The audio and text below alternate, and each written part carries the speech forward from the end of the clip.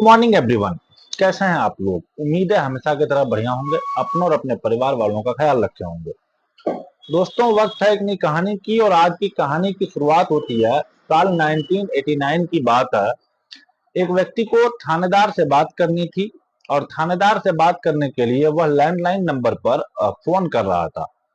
उधर से फोन जाता है कि हेलो, मुझे इंस्पेक्टर साहब से बात करनी है। तो उधर से जवाब आता है कि इंस्पेक्टर साहब तो अभी गश्त पे गए हुए हैं, अभी कुछ देर के बाद फोन कर लीजिएगा। कुछ देर बाद दोबारा फोन आता है, दोबारा भी वही सेम चीजें रिपीट होती है कि अभी लौट के नहीं आए हैं, लौट के दूसरी बार आएंगे तो आप कॉल कर लीजिएगा। उसके बाद दूसरी बार तीसरी बार करके ऐसे 5 बार फोन लगाया जाता है और लगातार ऐसे ही उनको रिप्ले मिल रहा था। उसके बाद उस व्यक्ति की इंस्पेक्टर से बात नहीं हो पाती है तो व्यक्ति को बहुत ज्यादा गुस्सा आ जाता है और 5वीं बार वो फोन लगाकर एक के बाद एक सैकड़ों की तादाद में उनको गालियां देना शुरू कर देता है। वो सब इंस्पेक्टर को जो लगातार फोन उठा रहा था उसे थाने के अंदर अब यहाँ से बहुत गुस्सा आया हुआ भनाया हुआ व्यक्ति अपने काफिले के साथ मौके पे पहुंचता है और जाने के बाद पूछता है कि इंस्पेक्टर कहाँ है। तो वही दरोगा बोलते हैं कि वो तो अभी अपनी गश्त पे गए हुए हैं, अभी कुछ देर पहले क्या आप ही ने मुझे गालियां दी थी। बस इतना कहना था उस इंस्पेक्टर का। तो उसके बाद एक थप्पड़ उनको जड़ने शुरू कर देते हैं। उस थप्पड़ की गूंज पूरे शहर में फैल जाती है। बात एसएसपी साहब के पास पहुंचती है। एसएसपी साहब के पास एक ऐसा मामला पहुंचता है। उसके बाद तभी वो दरोगा कहते हैं कि साहब, मैं इस प्रेशर में रह के नौकरी नहीं कर पाऊंगा। आज जो भी मेरे साथ थाने में हुआ है वो बहुत ही भयानक है। अब बहुत बड़ा ये कहते हैं। उसके बाद बहुत बार बार उनको इस तरह की इम्प्रेस किया जाता है, बहुत करने की उनको अपनी उस बात को वो कह कह के एसएसपी साहब के पास अपना वहां से ट्रांसफर करवाने की उम्मीद में वो इन चीजों के बारे में बार बार उनके साथ रिक्वेस्ट कर रहा था। रोने लगता है। तभी से एसएसपी साहब कहते हैं कि तुम्हें परेशान होने की और घबराने की कोई जरूरत नहीं है, मुकदमा दर्ज कराया जाए। मुकदमा दर्ज जरूर होता है उस व्यक्ति के खिलाफ।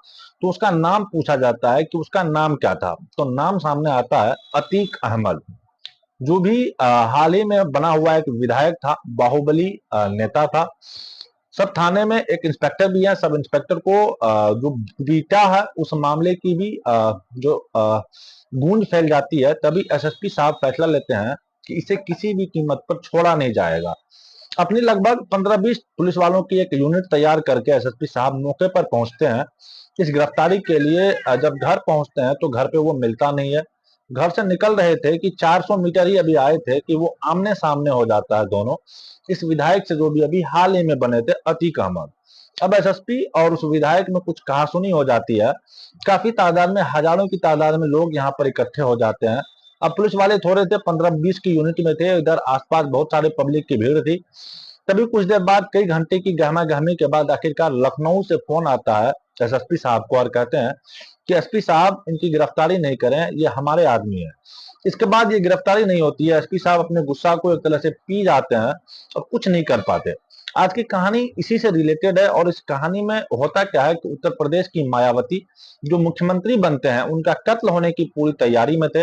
अगर उस दिन उनका कत्ल हो जाता तो वो शायद कभी उत्तर प्रदेश की मुख्यमंत्री नहीं बन पाती। आज की जो सच्ची घटना मैं आपको सुनाने जा रहा हूँ, ये सच्ची घटना है उत्तर प्रदेश की राजधानी लखनऊ की। बात कर रहा हूँ 2 जून 1995 की। बात दरअसल मीराबाई रोड पर एक गेस्ट हाउस है। वहां पर उस गेस्ट हाउस में के दरवाजे पर एसएसपी, डीएम वगैरह और एसपी वाले, कई पुलिस वाले खड़े हुए थे और वो दरवाजा पीट रहे हैं, उन्हें खुलवाने की कोशिश कर रहे हैं। लेकिन जैसे ही अंदर से आवाज आता है कि आवाज वापस लौट के आइए।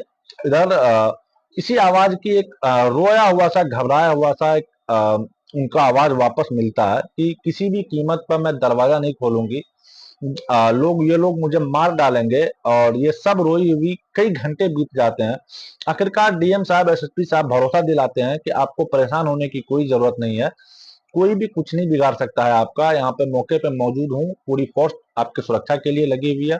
काफी कोशिशें के बाद आखिरकार जब दरवाजा खुलता है तो उनके बाल बिखरे हुए थे, कपड़े फटे हुए थे, डरी घबराई हुई थी, आंखों में कुछ आंसू थे और वो थर थर कांप रही थी।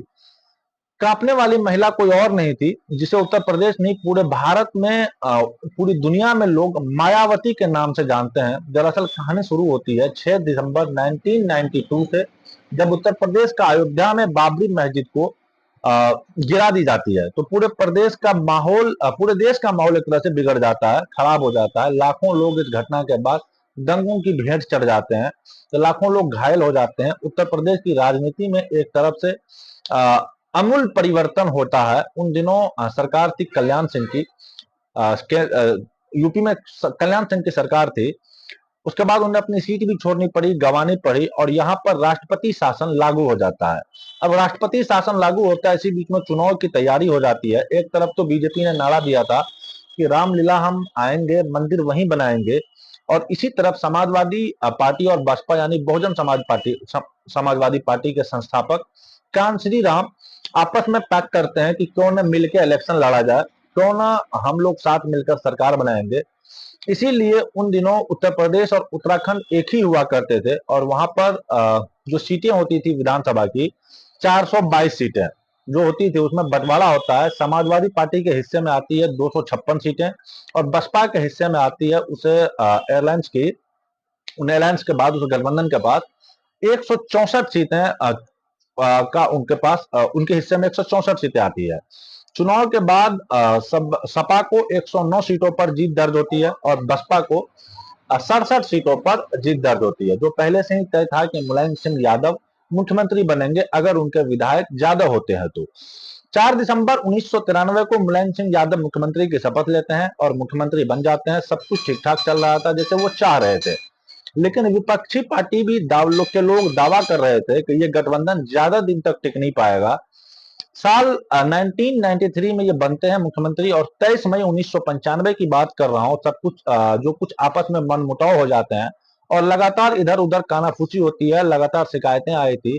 तभी काशीराम जी लालजी टंडन जी को फोन करते हैं और कहते हैं कि लालजी टंडन जी, हमारे पास जो विधायक हैं, और जो अपने विधायक है, बाकी हम किसी तरह कोशिश करेंगे, क्यों ना हम आपस में मिलकर के नई सरकार का गठन करेंगे, अगर आप तैयार होते हैं तो। हम चाहते हैं कि मुख्यमंत्री मायावती जी बने।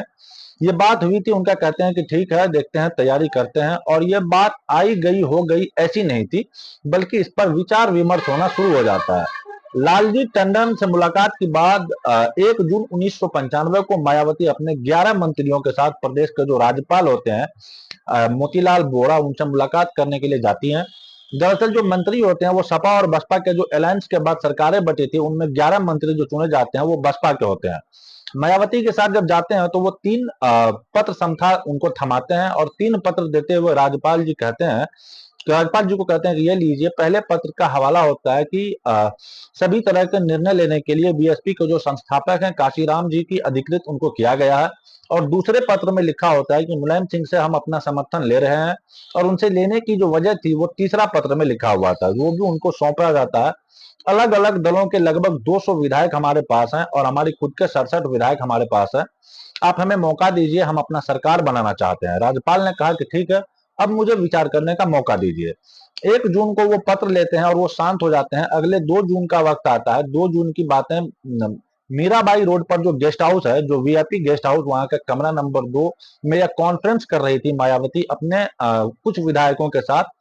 उसके बाद इसी बीच में सूचना मिल जाती है कि मुलायम सिंह यादव, क्योंकि वो मुख्यमंत्री थे, और इसी बीच में बड़ी संख्या में लोग उस गेस्ट हाउस को चारों तरफ से घेरना शुरू कर देते हैं। उसके बाद भद्दी भद्दी गालियां देना शुरू हो जाती है, और जब इसी तरह के बीच में बातचीत चल रही थी कि गोलियां, एक तरह से गंदी गंदी गालियां के साथ साथ 1-2 गोलियों की आवाज भी मायावती को सुनाई देती है। उसकी हालत इतनी ज्यादा खराब हो जाती है कि अभी कुछ दिन पहले ही, कुछ साल पहले ही एक नारा चला था कि मिले मुलायम काशी राम, हवा में होंगे जय श्री राम। अब यह नारा पुराना हो चुका था, बेकार हो चुका था, और इसी बात को देखते देखते जब नारेबाजी चल रही थी, हंगामा चल रहा था, तभी कुछ लोग कमरा नंबर 2 में दरवाजे को तोड़ते हुए अंदर घुस जाते हैं। वहां मायावती मौके पर मौजूद होती है, वहीं पर कुछ विधायक भी मौजूद होते हैं, और उसके बाद ये लोग मारपीट करना शुरू कर देते हैं। जो भी सामने आ रहा था उसके साथ मारपीट हो रही थी। मारपीट करते करते यह बताया जाता है कि मायावती ने अपनी जान पहचान की बड़ी कोशिश की, अपने खुद को आपस में बचाने की। उनके कपड़े फाड़ दिए जाते हैं, उनके बालों को नोचने की कोशिश की जाती है, उनको हल्की फुल्की चोट भी आई थी, लेकिन विधायकों ने अपनी जान पर खेलते हुए मायावती के लिए एक सुरक्षा घेरा बनाया। और सुरक्षा घेरा बनाने के बाद जो पास ही में कमरा होता है, कमरा नंबर 1, मायावती को उस कमरे में छोड़ा जाता है। उनसे कहा जाता है कि बहन जी, आप अंदर से कमरा बंद कर लेना। यदि आपने कमरा बंद नहीं किया तो ये लोग आपको नुकसान पहुंचा सकते हैं। लेकिन इसी बीच जो उसमें विधायक मौजूद होते हैं, उसमें 5 विधायक जो कि समाजवादी पार्टी के विधायक होते हैं या उसके कार्यकर्ता होते हैं, वो उनको पकड़कर खींचकर सीधा मुख्यमंत्री के निवास पे लेकर जाते हैं, कुछ विधायकों को, जहां पर मुलायम सिंह यादव मौजूद होते हैं। वो इतना ज्यादा घबराए हुए थे, परेशान हो रहे थे, समझ नहीं रहे थे कि हमारे साथ आखिर हुआ क्या है। वो क्या, जैसे विधायक जाते हैं वो अपनी जान बचाने के लिए थोड़ा घबराए हुए होते हैं। उन्हें कुछ कागज दिए जाते हैं, कुछ कागजों पर बहुत सारे साइन करने के लिए वो विवश हो जाते हैं, मजबूर हो जाते हैं। साइन तो हो जाते हैं, लेकिन अब लग रहा था कि सब कुछ ठीक हो चुका है, सब कुछ बिल्कुल नॉर्मल हो चुका है। लेकिन सब कुछ नॉर्मल नहीं था, उधर हंगामा अभी भी लगातार चल ही रहा था। हालांकि मौके पर एसपी साहब मौजूद थे, आरपी सिंह। बताए जाते हैं कि काफी फोर्स था, लेकिन कुछ कर नहीं पाए थे फोर्स के रहने के बावजूद भी। एसपी बगल में सिगरेट फूंक रहे थे, जो आसपास के लोगों ने देखा। हंगामा करने वाले हंगामा कर रहे थे। पहले दरवाजा टूट चुका था, दूसरा दरवाजा यानी कि कमरा नंबर 1 में मायावती मौजूद थी। अब दरवाजा लगातार उनकी कोशिश की जा रही थी तोड़ने की। इसी बीच में फर्रुखाबाद के जो विधायक होते हैं, अ, ब्रिज अध्यक्ष द्विवेदी, वो लाठी लेकर के मौके पे पहुंच जाते हैं और मोहन लाठी चलाने की कोशिश कर रहे थे ताकि इस भीड़ को काबू में किया जा सके। पुलिस वाले तमाशा देख रहे थे। एक विधायक उन लोगों से लोहा लेने की कोशिश कर रहा था। तुरंत इसी बात को देखते हुए हजरतगंज थाने के जो इंचार्ज होते हैं, विधायक जिसका नाम होता है विजय भूषण, साथियों के साथ एक और इंस्पेक्टर होते हैं, वो भी ड्यूटी में लगे हुए थे वीआईपी लोगों के, वो सुभाष सिंह बघेल, ये भी मौके पे आते हैं। इस भीड़ को रोकने की कोशिश कर रहे थे। उसके बाद नौबत आ जाती है, एसपी साहब तमाशा देखते हैं। मायावती अंदर घबराई हुई थी। बाहर से आवाज आ रही थी कि इसको आज छोड़ना नहीं है, मार देंगे। हंगामा में जो गाली वाली मायावती को बुरी तरह दे रहे थे, वो अंदर से कांप रही थी। और बताने वाले लोग ऐसा बताते हैं, इसी बीच में जो इस जिले के डीएम साहब होते हैं राजीव खैर, उन्हें सूचना मिलती है, मौके पर पहुंचते हैं। मौके पर आने के बाद उन लोगों को समझाने की कोशिश कर रहे थे। उन्होंने एसपी से कहा कि एसपी शांत थे, कहा कि मुख्यमंत्री के निवास से कुछ आदेश आए हैं, उनको भी मानना चाहिए। और मुख्यमंत्री के आदेश को कौन नहीं मानेगा, जो मुख्यमंत्री कहेंगे। लेकिन इसी बीच में उन्हें समझाने की कोशिश कर रहे थे लोगों को, जो हंगामा चल रहा था। तब राजीव खैर के आदेश पर उन्होंने एसपी जो होते हैं, पुलिस अधीक्षक होते हैं व्यंजन वर्मा, उनसे कहा जाता है कि जो नहीं हटते हैं उन्हें लाठियां से तोड़कर अलग हटा दो। अब यहाँ हंगामा इतना तेज था, मायावती अंदर बंद थी, कि शायद उनको उनकी हत्या की पूरी तरह से प्लानिंग की गई थी। ये सब चल रहा था।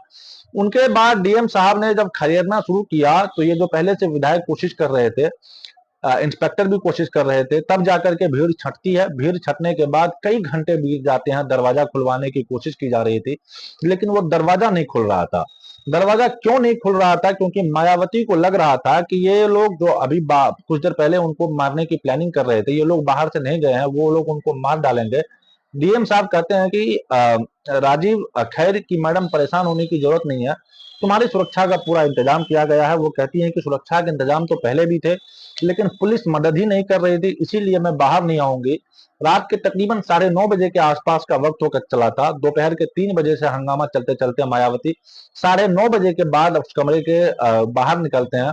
ऐसा कुछ लोगों ने बताया जाता है कि मुलायम सिंह अभी भी मुख्यमंत्री थे, अभी उनकी सरकार गिरी नहीं थी। करीब 11 बजते हैं, मुलायम सिंह को बहुत ज्यादा गुस्सा आता है। वो पुलिस वाले जो यहाँ पर मदद कर रहे थे, उन सारे पुलिस वाले और डीएम साहब को रात के 11 बजे तबादला कर दिया जाता है। अगला दिन आता है। अगला दिन आने के बाद राज्यपाल के पास जो पत्र पहले से ही पहुंचे थे, मोतीलाल वोरा के पास, उन्होंने उस पत्र को संज्ञान लिया।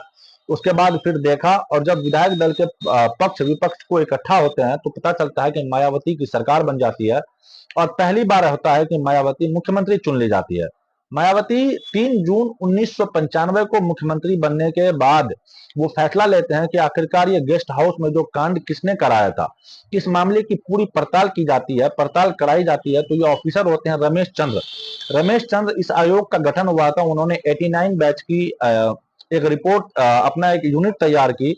उसमें रिपोर्ट के आधार पर पता चलता है कि सब कुछ करवाने के पीछे मुख्यमंत्री मुलायम सिंह का यादव का हाथ था। लेकिन वो तब मुख्यमंत्री नहीं थे, क्योंकि मायावती मुख्यमंत्री बन चुकी थी। 74 लोगों के खिलाफ फिर रिपोर्ट दर्ज की जाती है। फिर आपको तो पता ही है कि वो किस तरह से पुलिस और प्रशासन अपना काम करते हैं, लंबे समय का तक मामला खींचा चला जाता है।